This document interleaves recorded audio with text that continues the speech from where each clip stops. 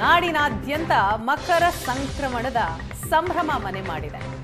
ಬೆಂಗಳೂರಿನ ದೇಗುಲಗಳಲ್ಲೂ ಕೂಡ ಸಂಕ್ರಾಂತಿ ಸಡಗರವನ್ನ ಕಾಣಬಹುದು. ತರಹೇವಾರಿ ಹೂಗಳಿಂದ ದೇವಸ್ಥಾನಗಳಲ್ಲಿ ದೇವರನ್ನ ಅಲಂಕರಿಸಲಾಗಿದೆ.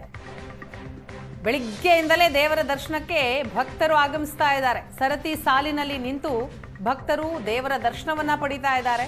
ನಗರದ ಎಲ್ಲ ದೇಗುಲಗಳಲ್ಲೂ ವಿಶೇಷ ಪೂಜೆ ಬೆಳಿಗ್ಗೆಯಿಂದಲೂ ಕೂಡ ನಡೀತಾ ಇದೆ.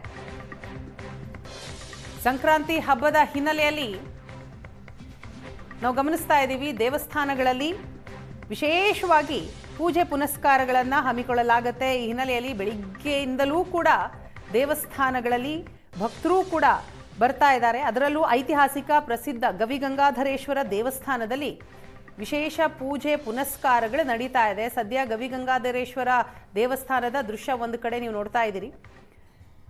ಇವತ್ತು ಸಂಜೆ ಸೂರ್ಯ ಶಿವನನ್ನ ಸ್ಪರ್ಶಿಸಲಿದ್ದಾನೆ.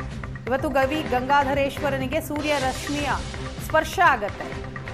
ಶಿವಲಿಂಗವನ್ನ ಸ್ಪರ್ಶಿಸಲಿದೆ ಸೂರ್ಯನ ಕಿರಣಗಳು. ಸಂಜೆ 5ರಿಂದ 5 ಗಂಟೆ 2 ನಿಮಿಷ ಈ ವೇಳೆಯಲ್ಲಿ ಸೂರ್ಯ ರಶ್ಮಿ ಸ್ಪರ್ಶ ಆಗತ್ತೆ. ಇವತ್ತು ಬೆಳಿಗ್ಗೆ ಧನುರ್ಮಾಸದ ಕೊನೆಯ ಪೂಜೆ ದೇವರಿಗೆ ಆಗಿದೆ. ಮಧ್ಯಾಹ್ನ 12:30ರವರೆಗೂ ದೇವರ ದರ್ಶನಕ್ಕೆ ಅವಕಾಶ ಇರುತ್ತೆ. ನಂತರ ಕೆಲ ಹೊತ್ತು ದೇವಸ್ಥಾನವನ್ನ ಮುಚ್ಚಲಾಗತ್ತೆ. ಕಾರಣ ದೇವಸ್ಥಾನವನ್ನ ಶುಚಿಗೊಳಿಸಬೇಕು, ಸ್ವಚ್ಛ ಮಾಡ್ಕೋಬೇಕು, ಅಭಿಷೇಕಕ್ಕೆ ಎಲ್ಲ ಆಗಬೇಕು. ಯಾಕಂತಂದ್ರೆ ಅಪರೂಪದ ಕ್ಷಣ, ಆ ಕ್ಷಣವನ್ನ ಕಣ್ತುಂಬಿಸಿಕೊಳ್ಳೋದಿಕ್ಕೆ ಕೋಟ್ಯಾಂತರ ಸಂಖ್ಯೆಯಲ್ಲಿ ಭಕ್ತರು ಕಾತರದಿಂದ ಕಾಯ್ತಾ ಇರ್ತಾರೆ. ಹಾಗಾಗಿ ಎಲ್ಲ ಸಿದ್ಧತೆಗಳನ್ನ ಮಾಡಿಕೊಳ್ಳಲಾಗತ್ತೆ. ದಕ್ಷಿಣಾಯನದಿಂದ ಉತ್ತರಾಯಣಕ್ಕೆ ಸಾಗುವಂತಹ ಸೂರ್ಯ ದೇವ ಶಿವ ದರ್ಶನ ಪಡೆಯುವಂತಹ ಸಮಯ ಅದು. ಈ ಬಗ್ಗೆ ಡೀಟೇಲ್ಸ್ ಕೊಡ್ತಾರೆ ನಮ್ಮ ಪ್ರತಿನಿಧಿ ಮುತ್ತಪ್ಪ. ಇದೀಗ ದೇವಸ್ಥಾನದಿಂದಲೇ ನಮ್ಮ ಜೊತೆ ಲೈವ್ ನಲ್ಲಿ ಜಾಯ್ನ್ ಆಗಿದ್ದಾರೆ. ಮುತ್ತಪ್ಪ, ಮೊದಲನೇದಾಗಿ ಮಕರ ಸಂಕ್ರಮಣ ಹಬ್ಬದ ಹಾರ್ದಿಕ ಶುಭಾಶಯಗಳು ತಮಗೆ. ಅದು ಐತಿಹಾಸಿಕ ಪ್ರಸಿದ್ಧ ಗವಿಗಂಗಾಧರೇಶ್ವರ ದೇವಸ್ಥಾನದಲ್ಲೇ ಇದ್ದೀರಿ.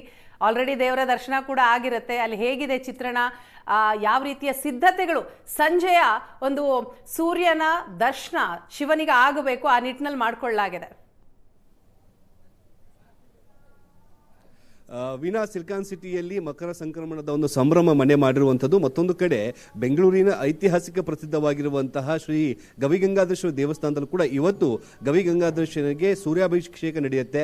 ಸಂಜೆ 5 ಗಂಟೆಯಿಂದ 5 ಗಂಟೆ 2 ನಿಮಿಷವೂ ಕೂಡ ಸೂರ್ಯನ ರಶ್ಮಿಗಳು ಶಿವನನ್ನ ಸ್ಪರ್ಶ ಮಾಡುವಂತಹ ಅಪರೂಪವಾದಂತಹ ಕ್ಷಣಕ್ಕೆ ಬೆಂಗಳೂರಿಗೆ ಸಜ್ಜಾಗಿರುವಂಥದ್ದು. ನನಗೆ ದೇವಸ್ಥಾನದ ಮುಂಭಾಗದಲ್ಲಿದ್ದೀನಿ. ಬೆಳಗ್ಗೆಯಿಂದಲೂ ಕೂಡ ದೇವಸ್ಥಾನದಲ್ಲಿ ವಿಶೇಷವಾದಂತಹ ಪೂಜಾ ಕೈಂಕರ್ಯಗಳು ಕೂಡ ನಡೀತಾ ಇದ್ದಾವೆ. ಇವತ್ತು ಧನುರ್ಮಾಸದ ಕೊನೆಯ ದಿನವಾಗಿರುವಂತಹ ಕಾರಣಕ್ಕಾಗಿ ಬೆಳಗಿನ ಜಾವ 6 ಗಂಟೆಯಿಂದಲೇ ಗವಿಗಂಗಾಧರೇಶ್ವರನಿಗೆ ವಿಶೇಷವಾದಂತಹ ಪೂಜೆಯನ್ನು ಸಲ್ಲಿಕೆ ಮಾಡುವಂತಹ ಕೆಲಸವನ್ನ ಮಾಡಲಾಗ್ತಾ ಇದೆ. ಸಂಜೆ ಹೊತ್ತಿಗೆ ಸೂರ್ಯನ ಅಭಿಷೇಕ ಆಗುವಂತಹ ಕಾರಣಕ್ಕಾಗಿ ಅದಕ್ಕೆ ಬೇಕಾದಂತಹ ವ್ಯವಸ್ಥೆಯನ್ನು ಕೂಡ ಮಾಡಿಕೊಳ್ಳಲಾಗ್ತಿರುವಂಥದ್ದು. ಈಗ ನೋಡ್ತಾ ಇದ್ದೀವಿ, ಬೆಳಗ್ಗೆಯಿಂದನೂ ಕೂಡ ಸಾಕಷ್ಟು ಜನಸಂಖ್ಯೆಯಲ್ಲಿ ಜನರು ಬಂದು ದೇವರ ದರ್ಶನ ಪಡೆದುಕೊಳ್ಳುವಂತಹ ಕೆಲಸನ ಮಾಡ್ತಾ ಇದ್ದಾರೆ. ಇವತ್ತು ವಿಶೇಷವಾಗಿ ಸೂರ್ಯನ ಅಭಿಷೇಕವಾಗುತ್ತೆ. ಹೀಗಾಗಿ ಅದಕ್ಕೆ ಬೆಳಗಿಂದಲೂ ಕೂಡ ವಿಶೇಷವಾದಂತಹ ಪೂಜಾ ಕೈಂಕರ್ಯಗಳು ಕೂಡ ನಡೀತಾ ಇದ್ದಾವೆ. ಐತಿಹಾಸಿಕ ಗುಹಾಂತರ ದೇವಾಲಯ ಈ ಒಂದು ದೇವಸ್ಥಾನ ಸಂಜೆ ಹೊತ್ತಿಗೆ 5 ಗಂಟೆ ಸುಮಾರಿಗೆ ನಂದಿಯ ಕೊಂಬುಗಳ ಮುಖಾಂತರವಾಗಿ ಸೂರ್ಯನ ಕಿರಣಗಳು ಗರ್ಭಗುಡಿಯಲ್ಲಿರುವಂತಹ ದೇವರನ್ನ ಸ್ಪರ್ಶ ಮಾಡುವಂತಹ ವಿಶೇಷವಾದಂತಹ ಕ್ಷಣವನ್ನು ಕಣ್ತುಂಬಿಕೊಳ್ಳೋದಕ್ಕೆ ಬೇಕಾದಂತಹ ಎಲ್ಲ ರೀತಿಯ ವ್ಯವಸ್ಥೆಯನ್ನು ಕೂಡ ಇಲ್ಲಿ ಮಾಡಿಕೊಳ್ಳಲಾಗ್ತಾ ಇದೆ.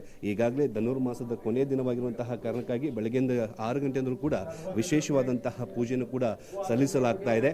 ಇದಾದ ನಂತರದಲ್ಲಿ 12 ಗಂಟೆ 30 ನಿಮಿಷವರೆಗೂ ಕೂಡ ಭಕ್ತಾದಿಗಳಿಗೆ ದೇವರ ದರ್ಶನಕ್ಕೆ ಅವಕಾಶ ಇದೆ. ನಂತರದಲ್ಲಿ ದೇವಸ್ಥಾನವನ್ನು ಶುಚಿಗೊಳಿಸಿ ಸಂಜೆ ನಡೆಯುವಂತಹ ಅಭಿಷೇಕಕ್ಕೆ ಬೇಕಾದಂತಹ ಎಲ್ಲ ವ್ಯವಸ್ಥೆಯನ್ನು ಕೂಡ ಮಾಡಿಕೊಳ್ಳಲಾಗುತ್ತೆ. ಮುಖ್ಯವಾಗಿ ಈ ಒಂದು ಸೂರ್ಯಾಭಿಷೇಕದ ವಿಶೇಷವಾಗಿ ನಾವು ನೋಡ್ತಾ ಹೋದ್ರೆ ಸೂರ್ಯದೇವ ದಕ್ಷಿಣಾಯನದಿಂದ ಉತ್ತರಾಯಣಕ್ಕೆ ಸಾಗುವ ಸಂದರ್ಭದಲ್ಲಿ ಸೂರ್ಯದೇವ ಶಿವನನ್ನ ದರ್ಶನ ಪಡೆದುಕೊಂಡು ಹೋಗ್ತಾರೆ ಅನ್ನೋ ಒಂದು ವಾಡಿಕೆ ಇದೆ. ಅದರಂತೆ ಇವತ್ತು ಸಂಜೆ 5 ಗಂಟೆಯಿಂದ 5 ಗಂಟೆ 2 ನಿಮಿಷದವರೆಗೂ ಕೂಡ ಇಲ್ಲಿ ಸೂರ್ಯನ ಅಭಿಷೇಕ ನಡೆಯುತ್ತೆ. ಜೊತೆಗೆ ಮಾತಾಡೋದಕ್ಕೆ ಸೋಮಸುಂದರ ದೀಕ್ಷಿತ್ ಅವರು ಕೂಡ ಇದ್ದಾರೆ. ಗುರುಗಳೇ, ಇವತ್ತಿನ ವಿಶೇಷವಾದಂತಹ ಸೂರ್ಯರಶ್ಮಿಯ ಕ್ಷಣವನ್ನು ಹೇಳೋದಾದ್ರೆ? ಶ್ರೀ ಗುರುಭ್ಯೋ ನಮಃ. ಇವತ್ತು ವಿಶೇಷವಾಗಿ 30 ದಿನಗಳಿಂದ ಗಂಗಾಧರೇಶ್ವರನಿಗೆ ಧನುರ್ಮಾಸದ ಪ್ರಾತಃ ಕಾಲದ ಪೂಜೆ ವಿಶೇಷವಾಗಿ ನಡೀತಾ ಇತ್ತು. ಇವತ್ತು ಅಂತಿಮ ದಿನವಾದ ಧನುರ್ಮಾಸದ ಕಡೆಯ ದಿನ, ದಕ್ಷಿಣಾಯಣ ಉತ್ತರಾಯಣ ಪುಣ್ಯ ಪರ್ವಕಾಲ. ಈಗ ಬೆಳಗ್ಗೆ ಸ್ವಾಮಿಗೆ ವಿಶೇಷವಾಗಿ ಅಭಿಷೇಕ ಆಗಿದೆ. ಈಗ ಅಲಂಕಾರ ಆದ ತಕ್ಷಣ ಸ್ವಾಮಿಗೆ ಮಹಾಮಂಗಳಾರತಿ ನಡೆಯುತ್ತೆ. ಮಹಾಮಂಗಳಾರತಿಯ ನಂತರ ಮಧ್ಯಾಹ್ನ 1 ಗಂಟೆವರೆಗೂ ಸ್ವಾಮಿಗೆ ದರ್ಶನದ ವ್ಯವಸ್ಥೆಯನ್ನು ಮಾಡಿರ್ತೀವಿ. ಸಾಯಂಕಾಲ 5 ಗಂಟೆ 2 ನಿಮಿಷಕ್ಕೆ ಸೂರ್ಯ ಪೂಜೆ ಅಂತೇಳಿ ಬಹಳ ವಿಶೇಷವಾಗಿ ದಕ್ಷಿಣಾಯನ ಪುಣ್ಯಕಾಲದಿಂದ ಉತ್ತರಾಯಣಕ್ಕೆ ಸೂರ್ಯ ಪಥ ಚೇಂಜ್ ಆಗೋದ್ರಿಂದ ಸಾಯಂಕಾಲದ ದರ್ಶನದ ವ್ಯವಸ್ಥೆಯನ್ನು ಕೂಡ ಬಹಳ ವಿಶೇಷವಾಗಿ ಮಾಡಿಕೊಟ್ಟಿರ್ತೀವಿ. ಎಲ್ಲ ಭಕ್ತಾದಿಗಳು ಸಾವಧಾನದಿಂದ ಹೊರಗಡೆ ಆ ಸ್ವಾಮಿಯ ದರ್ಶನ, ಸೂರ್ಯ ಪೂಜೆಯ ದರ್ಶನವನ್ನು ಮಾಡಿ ತದನಂತರವಾಗಿ ಎಲ್ಲ ಬಂದು ಒಳಗಡೆ ಸ್ವಾಮಿಯ ದರ್ಶನ ಮಾಡುವಂಥ ಭಾಗ್ಯವನ್ನು ಕೂಡ ಏರ್ಪಾಡು ಮಾಡಿ. ಎಸ್ ವೀಣಾ, ಇದಿಷ್ಟು ಏನು ಸೋಮಶೇಖರ ದೀಕ್ಷಿತರ ಮಾತು. ಈಗಾಗಲೇ ನೂರಾರು ಜನ ಭಕ್ತಾದಿಗಳು ದೇವರ ದರ್ಶನ ಪಡೆದುಕೊಳ್ಳಕ್ಕೆ ಬರ್ತಾ ಇದ್ದಾರೆ.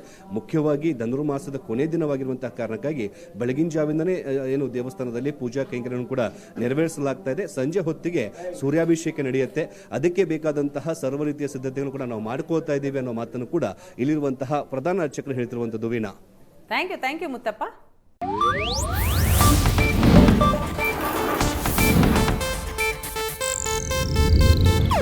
ಇದು ಏಷ್ಯಾನೆಟ್ ನ್ಯೂಸ್ ನೆಟ್ವರ್ಕ್ ಪ್ರಸ್ತುತಿ.